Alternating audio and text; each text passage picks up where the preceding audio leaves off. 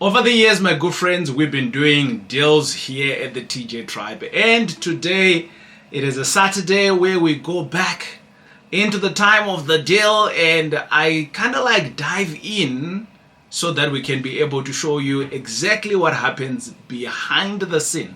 So buckle up, my friends. I'm hoping that you've got your pen and paper because today it's a learning day, but I just want to say that today it's not one of those videos where it's a hype video. It's actually one of those hallelujah we made it through video, because there is so many lessons that we can take from here. But the good thing is that Project 100 has been closed. We raised 1.9 million amongst the friends of the tribe, and despite the few delays that we had, the many prayers that came in, and the one estate agents, my good friends, who would send emails more than my mama forwards them in December, we closed the deal. Yeah. Maybe let's not say emails, right? Let me say WhatsApps, right? My mom was like a WhatsApp warrior. Anything that comes through into my mom's WhatsApp message, particularly in December, she forwards. My good friends, I met an estate agent, one particular estate agent who sends emails like crazy. I didn't even meet her in person. But anyway, I'll tell you, she was instrumental in helping this deal. So let's go on to talk about the deal itself. If we are meeting for the first time, my name is TJ, your host, and I'm a former banker and founder here at the TJ Tribe. And I do business with a focus in student accommodation, flips, which is buy and sell, and coaching, with the hope that all of us, as young, upcoming modern parents, we can be able to have passive income from real estate. Welcome to the channel. We bought this property at an auction. I want to call this part of the story, the auction story, walking by faith, literally. Like literally walking by faith. Some of you may know that I'm a faith-based person. I believe in God. And this deal, it really brought the faith out of me. I don't want to lie to you. So here's the thing, right? I met out this other cool brother. He's always buying properties at auctions. He's like an auction guru. And we've been working together for the last maybe 6-7 years. We've done biggish deals. The biggest deal that we've done with him, I call him Brapi. And the biggest deal that we've done together is around about 8 million, right? And he's always brought in stuff to me like property for 40,000, property for 110,000, properties that's worth like $1 million. He brings it in for like 400. Properties worth 2.4 million. Well, let's just say 2.6 million. He brings it for 1.3 million. I'm like, who is this guy? So anyway, we started hanging out together, creating a relationship, solid relationship over the years. And we've been doing some good business together. And me and Brapi, we understand each other now. We're in a good space where we understand each other, how the deals work and things like that. And what I used to see that Brapi would do is that he was never one of those people that would conduct what we call DD. That's what we call due diligence. So he would buy by faith, and hopefully everything's gonna work out. But I'm not like that. I am different, and I'm always showing you guys here how we do things differently. So like no any other, I want to say that the walk by faith literally deal, it didn't just go on Brad Pitt's view. It had a bit of a synergy between me and him. But here is what I want to share with you what transpired. So we bought this property at auction. So there was a sheriff auction. It was announced. There's a newspaper that's called the Gazette. So the property showed in the Gazette. And when I showed into the Gazette, everybody sees it, right? And you can go, there's an app, the sheriff, they've got an app. You pay for it, I think about 300, 400. You pay for that. And I went and I paid for it. and I managed to get the entire full pack. So the sheriff will give you a full pack. Basically, they will tell you it's not everything that you need to know, but it gives you some guidance. But the good guidance that it gave me for me is that I was able to understand that this property was in an estate, right? So some of you would know we live in these gated neighborhoods. I live in a gated neighborhood. I understand gated neighborhoods very well. I've lived in a gated community for the last 20 years, so I understand it, if not longer actually, So I understand it very well. The houses are all built the same. The houses all have the same interior. The houses are copy and paste. The houses sell for fairly the same price. Can you see where I'm going with this? So if you have seen one, you potentially have seen everything. But anyways, hold on. Whilst we were walking by faith, I want to say to you that the first challenge that we had on this particular property was that we had no access.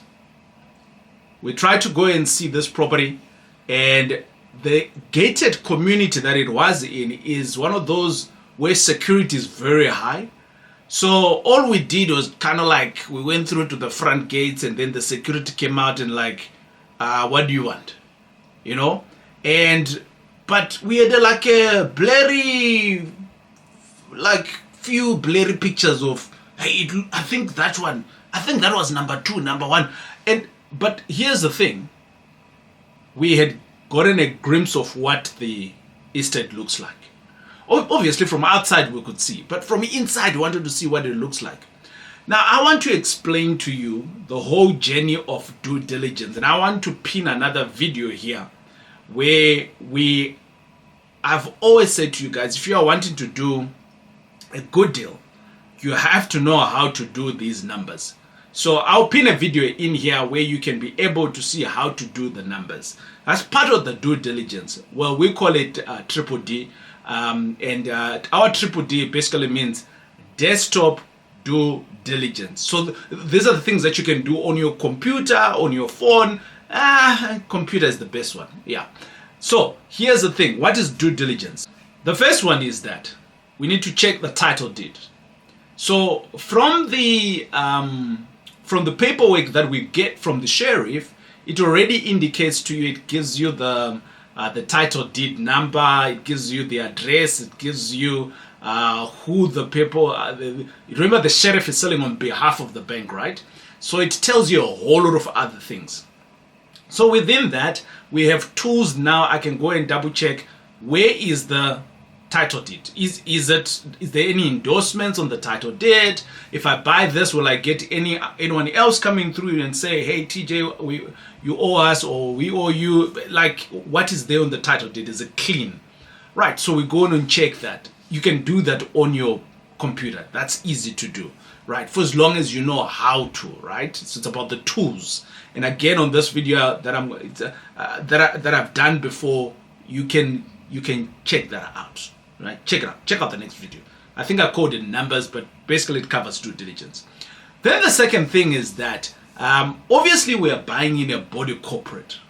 And my good friends, if you are buying in a body corporate, you're not so sure, does this person owe and how much, right? Because some body corporates, they might even owe like maybe 2 years of levies or 3 years of levies. And if levies are, let's say, like $5,000 levies, that's a lot of money. So when the sheriff's document is out, like 9 out of 10, the outstanding levies is generally never there. And if it's there, it's probably extremely understated. So we had to call in the body corporate, but the body corporate doesn't entertain you, right? Who are you? Why should we give you this information? So we had to make a few assumptions, listen in to what they are saying, call in again and again, speaking to the administrator, and the administrator says to you, these people haven't paid for 5 years. Oh, okay, 5 years. Okay, right. Now you note for 5 years, right? They didn't say to you that the person hasn't paid for 5 years or is outstanding 5 years. They're just speaking out of frustration of their account, right? Oh, okay, all right. So then you ask the next question. So generally, how much is, the body corporate? Oh, no, 6,000, without all the other things. Boom. Okay, right. Then you go in and then you look at, I'm just now giving you tips here of how we look without data. Sometimes the data is not obvious in your face, but how else can you look for this data, right? So you look into this now and you go in and look at the IDs of the people, right? Remember the sheriff documents, they give you all of that. Okay, the guy is born 1979. Oh, okay, the wife is 1982. All right, so potentially how many kids do they have?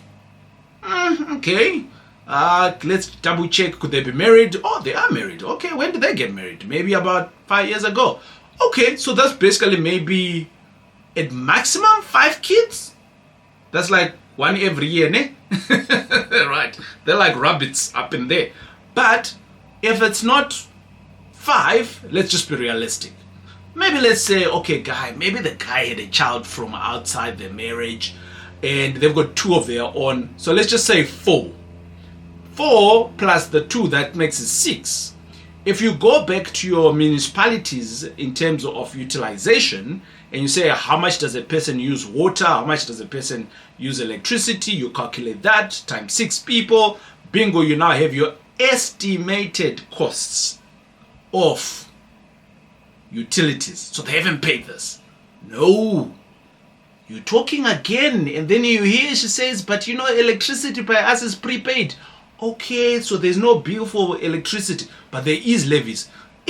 What about water? Maybe she doesn't disclose. You call again, and this time around you call discussing.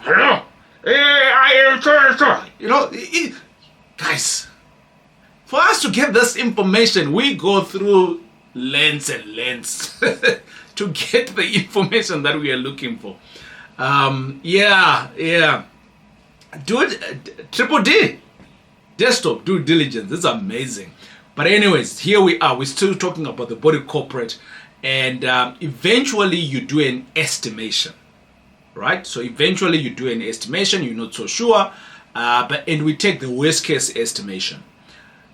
Thereafter, my good friends, part of your triple D, which is desktop due diligence, is obviously how best can we work, how best can we walk in the complex, how best can we get entrance, how best can we, and this is what we did, my good friends, me and Brapi, and Brapi says he knows of a friend who used to be an Eastern agent in the area, so he called him and says, Bra, are you still an Eastern agent? He says, yes, I am. He says, actually, I manage 1 or 2 units there. We're like, yay!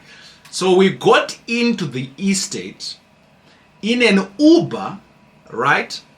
And whilst we were in this Uber, Brapi, he drives in and we go and do a check on the unit that they are selling, well, not selling, but managing elsewhere. And we go there and then we realize our unit is number X.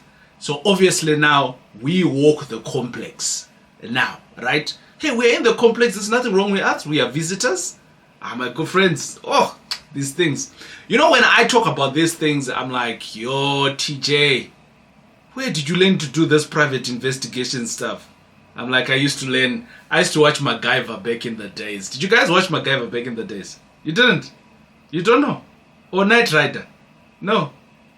Those things taught me to be clever, my good friends. Nonetheless, let's go on.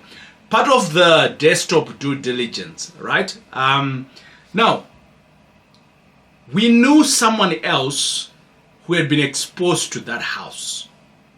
And they had lived in that house before, and they were now actually living in another house down the road. Like, let's just say this house here is number 200, but this person is now staying at number 150, right? So, and we asked them, what does it look like? Does it look like your house now? And she says, no, I've got pictures.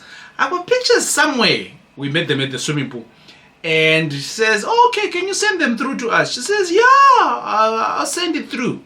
2 days went by, no pictures. 3 days went by. Day number 4, she sent us like a whole lot of pictures. And basically it was, her and the family when they were used to live in that house. Now that's how I got to see this house, my friend, for the first time, right? But this was now obviously us trying to figure out what is it that we can do, the desktop due diligence. My friends, you know, the good news, it says that faith is the evidence of things not what? Faith is the what? Let's go again. Faith is the evidence of things not seen. And listen, my good friends, we literally didn't see the inside of this project, okay? But we moved. And I want to say to you, there is 3 F's. We speak about the 3 D's. And the 3 F's, basically, it was faith, figures, and the friends of the tribe. We managed to do it. Now, my good friends, as I speak about all of these challenges that we had just doing the due diligence alone, some people would assume that we saw the property on auction and we just went and then we bought, right? It didn't go like that. We had to do all of this due diligence before the auction date. So it took us maybe, I think we were chasing the deal for around about, I want to call it almost 3.5 months, right? Of chasing until the day of the auction, when we eventually went for the auction. And number 8 was our auction number. But there were so many other challenges that I also want to speak to. And the one, that's the biggest one that I want to speak to, is that this project here was sponsored by the School of Patience. TJ, what do you mean by that? Well, my good friends, if you are going to bid for something and you actually don't have the cash with you at that particular time, what is your biggest challenge? Your biggest challenge at that time is that you have no funding. Yeah. So we knew there was money in the deal. So let I tell you why I think there was money in the deal. Part of our due diligence, we realized that in the complex was like maybe 120 units in the entire complex, right? And of these 120 units, none of them had sold for less than 2.2 million. Okay? The highest that had been sold had sold for 2.6 million. So now we know there is money in here. If we are going to bid, the reserve price was sitting at about 1.2 million, I think it was at the time. So if we were to bid and maybe get it at 1.5, is there money? Yes, there is. There's still like a solid 1 million to be made, with many other things in the process. But here's the thing. Normally, many banks, they're not like happy with the auctions, because they know that there's like challenges there that can creep up with, you know, the previous owners and things like that. So we didn't have a pre-approved bond, even though I would qualify for that one, but I didn't have the pre-approval bond. What we had was the tribe, friends of the tribe. At first, when I got this deal, I was securing the deal so that we could source it out, or should I say it was ready to be passed on to someone else here at the TJ Tribe. When we got the deal, it wasn't about us doing the deal. That was not our first goal. Our first goal was, it's a good deal. It's a good deal for someone else. There will be someone else with 1.5 million, and they can be able to take it on, and they'll just pay us our fees, and that's it. That in the beginning, this was it. That was the dream. However, whilst we were at that, one tribe member says, TJ, I've got 1 million. Another tribe member says, TJ, but I've got 500. Huh. Hey, we just got the price, the buying price now. And my good friends, normally banks, who's the my good friends who have been declined at the banks, ne? Which one is the bank? Which of the banks declines you very fast? For me, it's FNB. FNB is like the next morning they've like declined you. My good friends, we raised 1.9 million faster than the bank could say decline.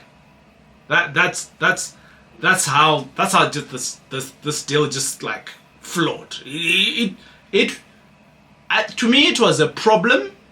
We worked in the problem, but it also came with its own provision. Does it make sense? The second thing that I also want to speak about, I mean, it's not the second thing, but the next big problem that we spoke about at length a little bit earlier, was this thing about access. Now, my good friends, if you are buying something and you've never seen the inside of that, it's either you're crazy, right? Or you have faith. You have faith in what you're doing, but faith without a spreadsheet is also not faith. But faith with a spreadsheet can also be dangerous. But faith with a spreadsheet plus due diligence, fire. That's exactly what happened. So my good friends, let's jump on now to talk about the deal itself, right? And I'm going to walk you through some numbers, and I'm going to be able to tell you the selling price a little bit later. But this time around, I thought, let me just show with you, how did we get to this deal? The deal itself, we went to auction, and at the auction, my good friends, we were, I think, about 8 people in the auction, and actually not more than 8 people. And there was about 4 deals that came through, and we bidded on one, we closed one, we bidded, and this one then came through. The reserve price, I think it was on 1.3 if I'm not mistaken. 1.2, 1.3. I think it was 1.3. That was the reserve price. And we went in, and normally the bidding goes in thousands, right? 1,003,000, 1,000, 2,000, right? Like that. And there was a guy whom we kind of like bidded with for a few, like literally for a few seconds. And eventually we bought the property for 1,320,000 rand. That's what we eventually bought the property for. Now, there's lots of other fees that were included in the closing fees. And basically these include things like the transfer fees, the sheriff, the renovations. I had a budget of about 100,000, and I'll tell you a little bit later the story of the budget of 100,000. And normally what happens when you're buying at the auction, the municipality is your problem, right? So we needed to budget to clear the municipality and the levies also. And we had a closing fee. I want to call it a closing cost, not a closing fee. A closing cost of 470,000 rand. So 1.320 is what we bought the property for. If we include all of these other expenses, which is buying costs, right? Acquisition costs, it came up to about 470,000. So we were all in now for around about, let's just call it 1.8 million, right? So now we've got our deal, and we have moved in. No, we haven't moved in. Another problem. Oh, my good friends. I think the biggest challenge when you buy something at auction is always how to evict the next person. The person that was calling that place home. How do you evict them? Well, my good friends, I want to say to you that we didn't evict them. We danced around each other. We found what we call a win-win solution. There's many options that you can use to evict someone. And I want to say, I don't want to use the word evict because they moved out willingly. We helped them to move out. We were part of the solution in them going where they were going. So there's lots of things that we were able to help out. Let me tell you what we did. We realized this was a man and a husband and a man and a husband. We realized this was a wife and a husband with their kids at home. And I'm a father, and I know exactly mentally where this guy is. And what we did is that we wanted to have a good conversation with them. So we approached them, me and Brapi, we approached them, and we had a discussion with them.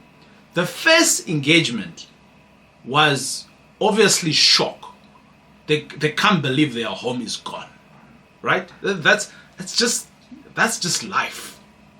So in that process, you have to leave someone with, you have to be graceful. Is that okay if I use that word? You have to be graceful to the next person. So we let them be, and we said we'll talk again after 2 weeks. So after 2 weeks, we came by. Remember, now we're the owners, right? And we came by, we said, okay, right, this is where we are. What is the solution? Okay, the solution is you can stay on. So we gave them that option to stay onto the property. And we said, but the solution whilst you're staying on the property is that we are selling the property, and can we have access so that we can sell the property? We had access now, so we had access at the gate. We had access, we didn't have access at the door. Because remember, they stay in the house. So how now do you have this conversation? And it takes, I think, someone who is skilled out of grace and who knows the goal, but who's wanting to navigate the terrain of what, if, how, emotions, cry, and all of those things. Because that's going to happen. It's just going to happen. Just the nature of what's going to happen. And for me, that's the part that I don't like about flips at the auction. This emotional part, I don't like it. But nonetheless, it has to be done. So, eventually we then agreed, they stayed on, and upon staying on, what we then did thereafter is we then agreed and we got a buyer. And when we got a buyer, we then say to them, look guys, there's a new buyer coming through, the property is gone, and we want to help you to relocate you to your next house. What can we do to help you? Is it maybe carry your furniture with? Is it maybe paying you 1 month's rent? Is it maybe paying your deposit? Paying for your 5 months rent? Whatever the situation is. And I don't want to say this is what I did, because a lot of people are like, no, TJ says this is how it works. There is no one solution to it. You navigate through it until you find a win-win situation. And that's what we did. We found a winning solution, and then we were able actually to evict them. We didn't evict them, but does it make sense? Okay, it makes sense. All right, great. So now they are gone, and we now had what we call closing. So remember, we bought the property. We're still talking about numbers, right? So we've got an acquisition cost, and now we're talking about we need to sell the property. When you sell the property, there's also cost to the seller, right? There's generally the agent's commission. You need to do the COC. You need to also clear your levies, your municipality. You need to clear that out. And we had an additional expense for selling for around about 227,000 Rand for us to just clear that off. Now, my good friends, with the selling price, was there still some moolah? Well, let's take a break, my good friends. And what I want us to do at this stage is to just go and see the beauty of this property, and we'll come back and we'll talk about how did we eventually close it.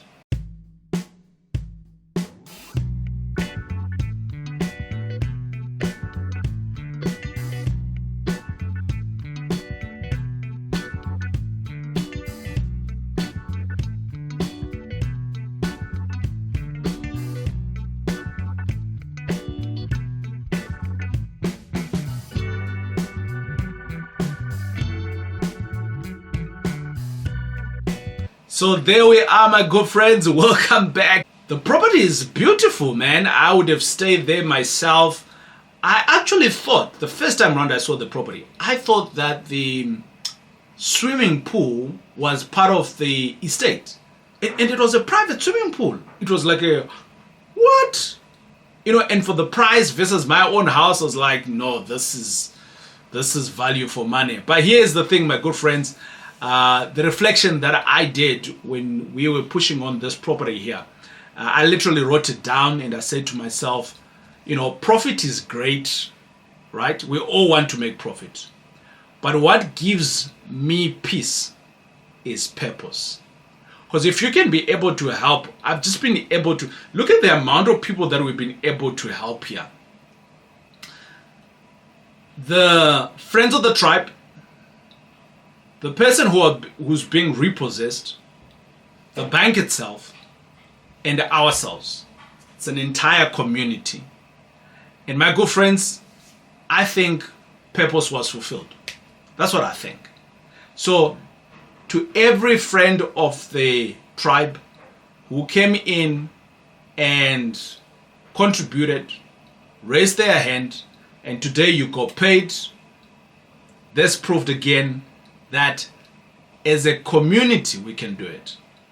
And sometimes, people say that, you can't do this in business, you can't do good business, and you can't. Here's a good business. And the good business that honors God. Is it not? I think I'm just excited. Hey, my good friend, I apologize that I had to break this hot conversation. But this is very important for us to have a conversation. You might be one of those parents who are beginning to figure out or trying to ask yourself the question, am I doing enough for my kids? Or am I doing enough for my retirement? Or is my job that I am doing, climbing the corporate ladder and making all the sacrifices that you're doing right now, is it giving you enough? And I meet lots of parents that are asking themselves these questions. And the real question is that, is this really it? Well, my good friends, you are not alone. Many parents reach a point where they ask the questions, could there be other options? Could there be a better way to secure my future? And above that, is there a possible dream or the dream of becoming financially freedom? Is it possible? Well, if you are asking yourself those questions, my good friends, you are at the right place. And the reason why I say you are at the right place is because I used to ask myself the same questions. I worked for all the banks that you can think of about here in South Africa. And I traveled throughout Africa and I traveled throughout South Africa, making the bank great. However, this gave me so many skills. This gave me so many opportunities. And above that, I was able to take my kids to school. But here is the thing. I knew very well that this was not it. Whilst I was doing this, I started investing in real estate, as you all know, and you are here. And I started earning what is called alternative income.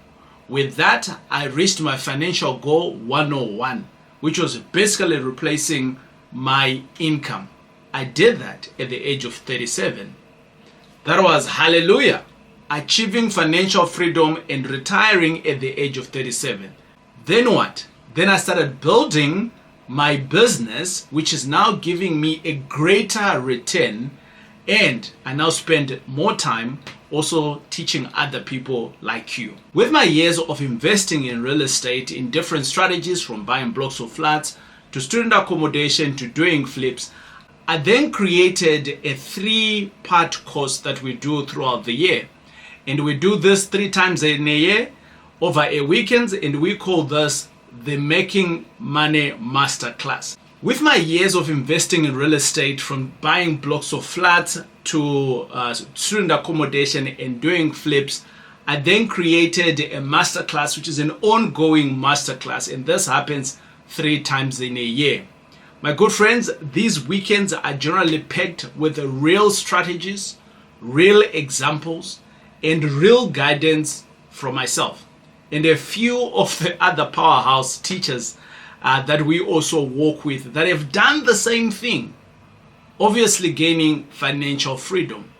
This isn't a get rich quick scheme. It's not. And I'm not trying to pitch to you to say you can come into this class and then you become rich very quickly. No, it's about learning how to build a solid, smart income through real estate. This is not some get rich quick pitch or for you to think, you can leave your job tomorrow. No. This is not that. And this is not also about reckless investments, and people just telling you, hey, you can go and do this. This is really about, my good friends, how to build a solid business, how to create smart income through real estate over a period of time.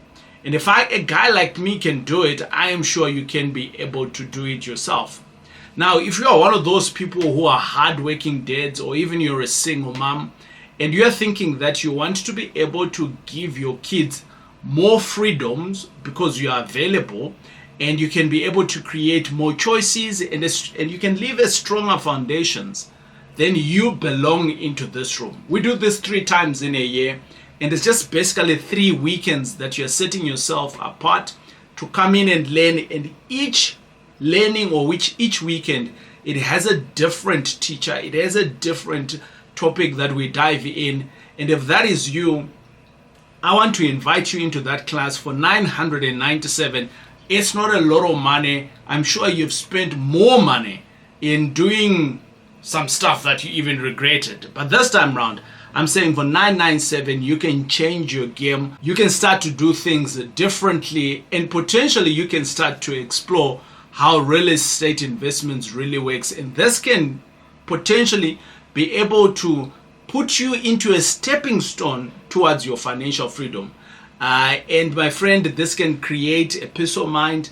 And this is the life that you can design. It's not about us. We give you the work, we give you the guide, and together we can come in and we can do this. So my friends, your family deserves this. Your family deserves the best version of you. And this is out of all creating the freedom that we speak about.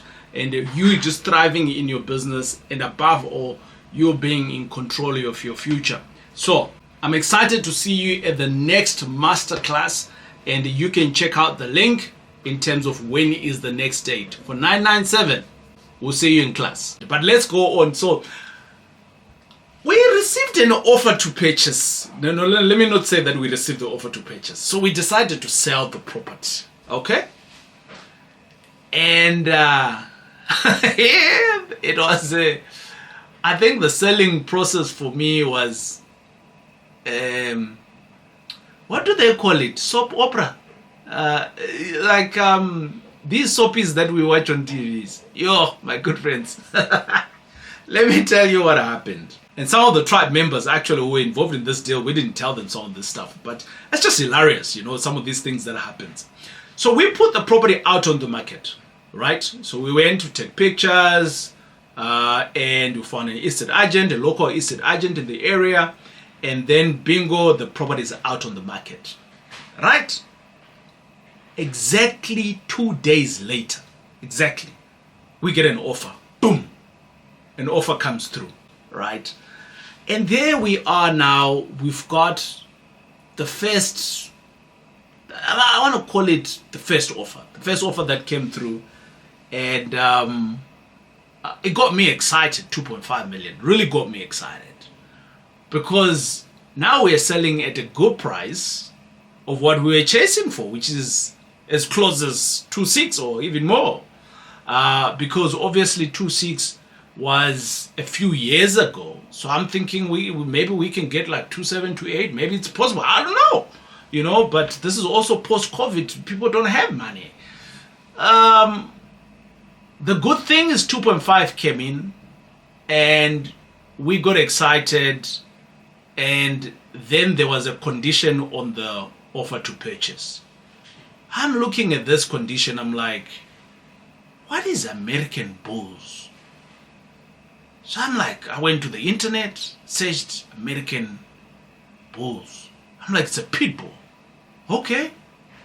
So who owns an American pit bull in South Africa? Like, where do they? I've never seen this before.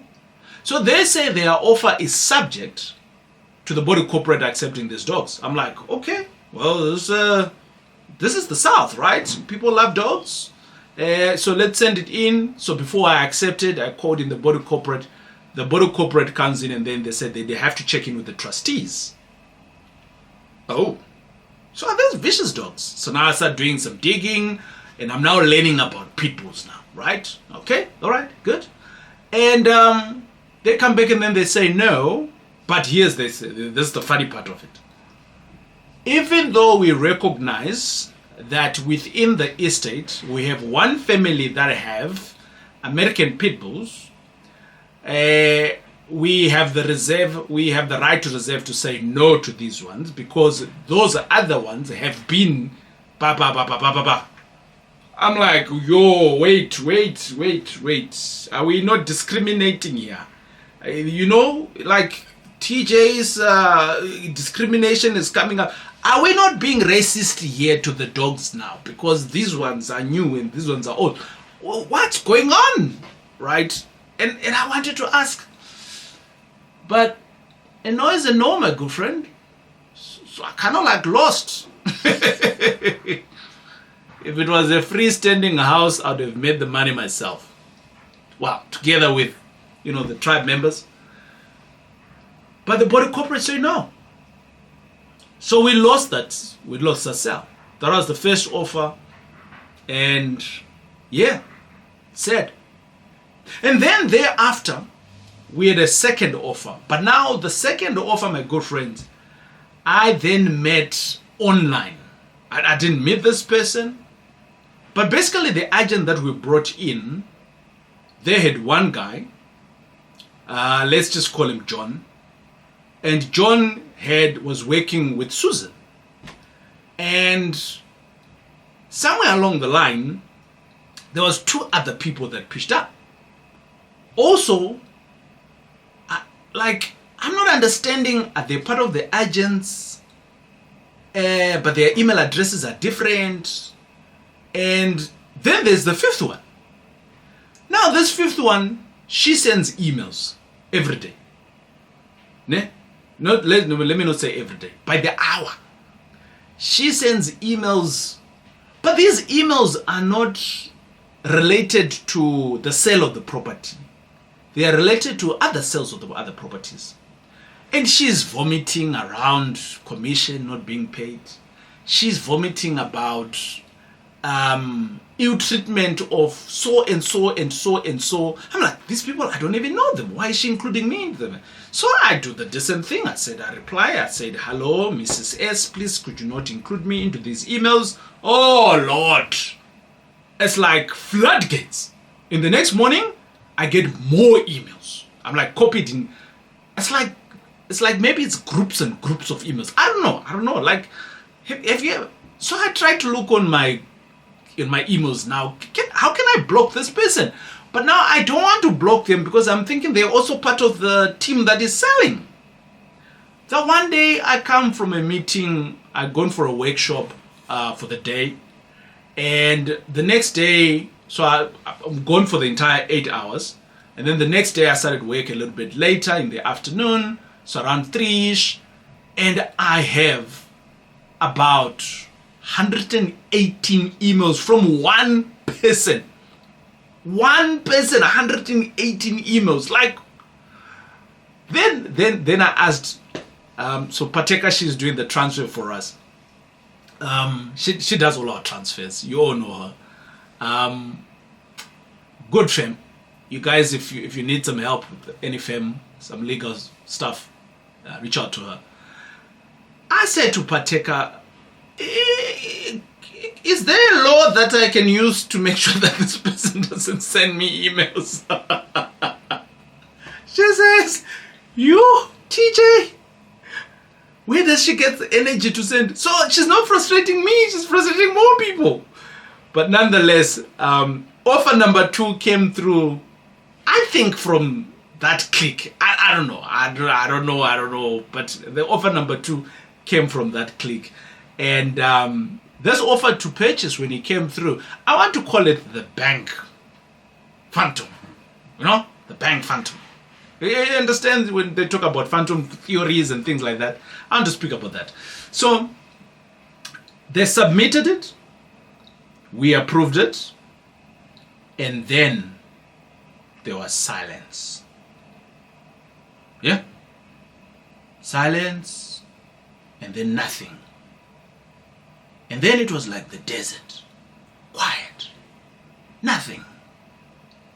And we're still waiting. And we waited. And we waited. And we even checked our spam folders to say, maybe things have come through. They had even said that they've got a pre-approval. And my good friends, silence turned into silence and silence. Up until today when we sold, I don't even know what happened to that offer to purchase. It was legit. But here is what I want to call this relationship. Let's just call them the four cousins and the email warrior. Right? You remember the lady, the email? Let's just call it that. With the four cousins, let's just call them that. Yeah, 4 cousins and 1 email warrior. Yes, I like that. So here is the thing with these guys. I think they were very helpful within their first deliverable, their first offer to purchase. It came in quite fast, but then it just went dead. I don't know what happened. It just went dead. But with them staying on board, we had more views. I think there was one Saturday we had like a show day, and within this show day, all 4 cousins were there. Right? It's like they had all their own people coming through, and what I then realized within the cousins, they're not really real cousins. I'm just calling them cousins. They were all not talking to each other, because now they're like competing with me now, not competing with me, but competing with each other, seeking information or trying to get a good price or things like that. It was just a bit of a mess for me at some point. And this other email warrior, she would send 60 emails before even I wake up. Not 60 offers, just 60 emotions of emails. And my friends, if faith builds patience, this woman might be an apostle. I think so. Yeah. Right. So did the offer eventually come? Yes, it did. It did. For how much? Let me tell you. So the offer eventually came with the 4 cousins and the 1 email warrior for a whooping 2,350,000. Hallelujah. Woohoo! And my good friends, I'm excited that this deal now was able for us to start winding off. And the closing situation of a property is generally smooth, but not for this property.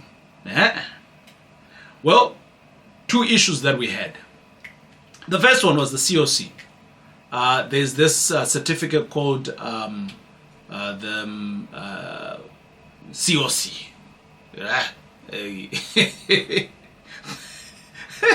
I'm drawing a blank, my good friends. The COC is an electrical certificate, compliance certificate. That's what it is. Just Google it. I'm drawing a blank. I apologize. But the COC, basically, you need to do it. If you got an electric fence, obviously we didn't have it. It's in a body corporate. But we needed to make sure that the electrical part of it is compliant. It took back and forth. Like my marriage proposal was like kind of like smooth, like whoop, one way. I said, baby, you want to get married to me? She said, yes. COC, it went boom, boom, boom, boom, boom, boom, boom, boom. Even attorneys got involved. My good friends.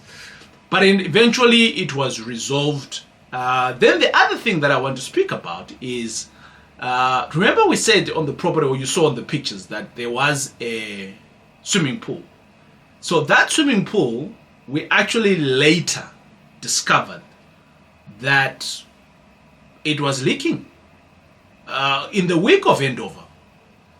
So we handed over the property, the lady moved in, or should I say the family that bought in, they were doing their renovations, and the swimming pool just started lowering. It's like the water was just going to Jesus, evaporating. I don't know. But nonetheless, we had to fix the swimming pool. And this was post, right? Because they call it a material defect. Material defect. I think that's what they call it. Now, as I land the plane, my good friends, I think this has been an amazing video for us to do today. But you let me know in the comments whether this has been helpful to you at all. Seeing the journey, the back end of the property, the behind the scene, and some of the stories and the things that happen. I think we all think that deals are just easy to do. They are, but it can be heavy on the person as well. And but I enjoy it. So yeah, I enjoy working with people. I want to speak about the things that I learned, right? On this property, I was restored of my faith. I want to say that faith met wisdom on this deal here. I really thought that. I didn't have 1.9 million. I didn't have it. But you know what they say? He who began a good work in you will bring it to completion. We started the work, right? And the deal completed. So that's number one. Number two, I do think that faith can win the auction. Right? Faith can win the auction. I do think that. So you need to go in there with your triple D. And if you're like me with your triple F, you remember the triple Ds and the triple Fs? Yeah? Good. Secondly, I do think that wisdom I do think that wisdom must fix the problems. So, you know, when you got wisdom, you should be able to understand what to fight and what not to fight on. You should be able to discern that. Does it make sense? I'm hoping it makes sense. So there were some other things that came through that I spoke about in here where we just went to fix. Like, okay, it is what it is. I'll fix it. You know? And I think in conclusion, who we are here, the tribe, it carried the deal through. The DNA of us, the foundation of us, of the tribe, us becoming a community, us wanting to create alternative income, us wanting to go beyond, us. One of our values here is living things better than what we have found them. It's a value that we hold on to here. And we did exactly that on here. So as I land the plane, my good friends, my sincere gratitude to everybody else, to every friend of the tribe who said yes, thank you. It was amazing. Within the last couple of months, we did it. And we just didn't fund a flip, but we funded a future for somebody else who's now have a home. We rescued someone else who was being repossessed. They're no longer being repossessed. They lost their home, but they got their credit position was restored because we paid all of their debt, basically, right? And what's next? I want to say to you, the what's next is that there's always deals here flowing all the time.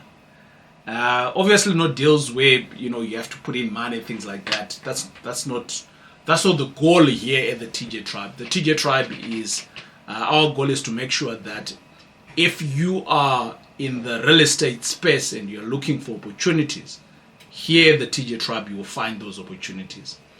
A deal like this one, it went through the direction of us clubbing together the friends of the tribe, right? So me and my friends, right? But naturally, it would have been a deal that you can easily buy. So if you have the